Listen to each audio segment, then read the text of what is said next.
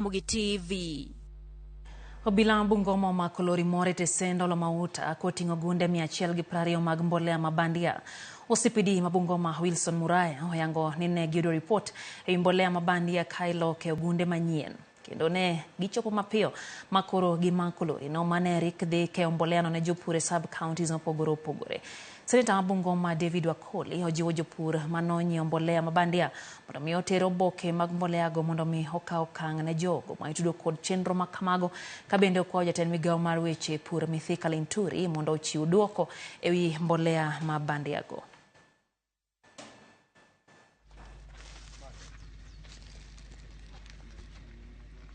Mbolea ambayo tunaiona si ya kawaida.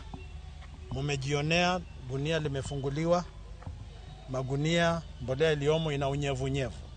Na jinsi mbolea hii ilivyofika katika maeneo ya Bungoma, magari yakaegezwa kule katika mafuta ya Ola na yakaanza kuchukuliwa polepole kuletwa katika ofisi za CDF. Shida ilikuwa gani trailer lote kuenda pale CDF kushukisha bogi lote na wao kuendelea na safari? Mimi nimekuja hapa, nimejionea magunia, nimeona yale yaliyo ndani. Ni kuomba serikali, KEBS, KEFIS na serikali ya kaunti kuwajibika na kuambia watu wa Bungoma ukweli. Mifuko ni 120, iko blooded, ni ya county government of Bungoma, top dressing ya mafuno. The 120 bags,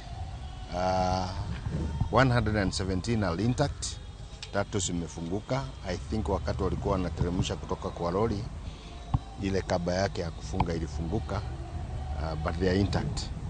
Hakuna moja imeenda kwa wakulima. Jodak e tong' ma Migori kod Narok e puodho